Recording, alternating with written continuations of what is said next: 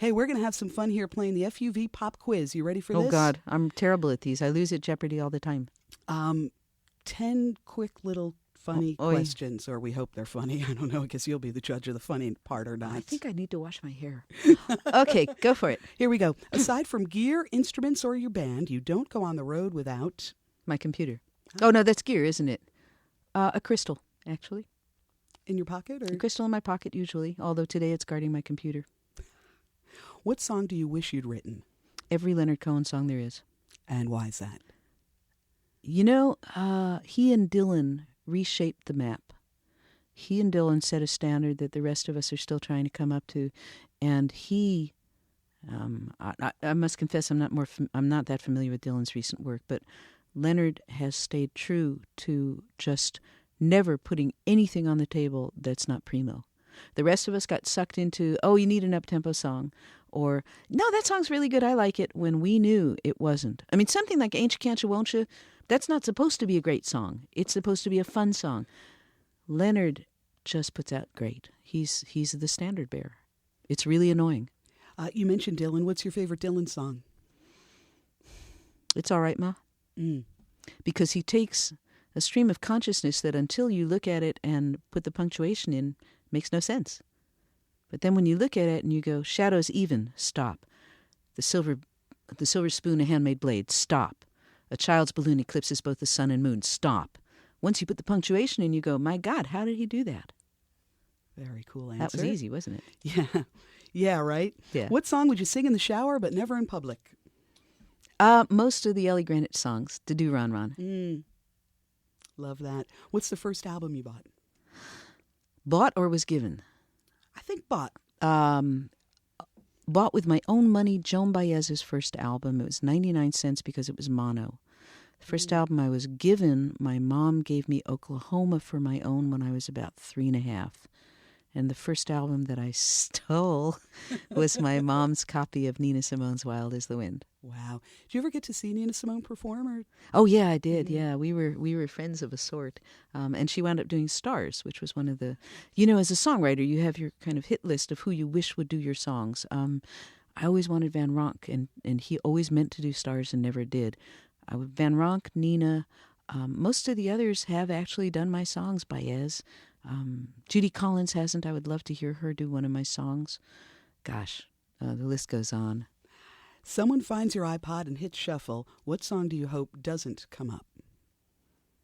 All those ones with the dirty lyrics that people send me. What job would you have if you weren't a musician?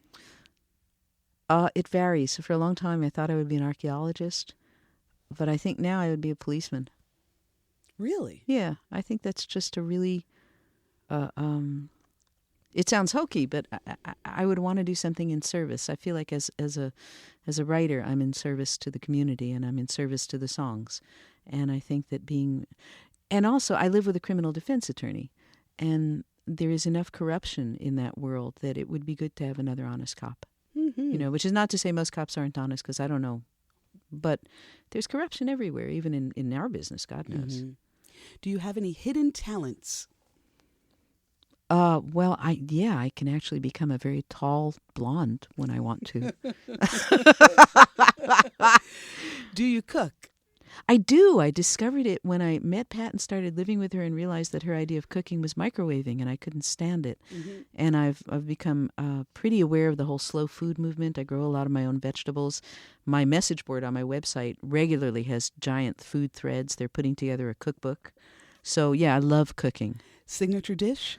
My mom's macaroni and cheese, which is 7 different cheeses layered with macaroni, and much more a casserole than a kind of runny school concoction. And does it have a topping?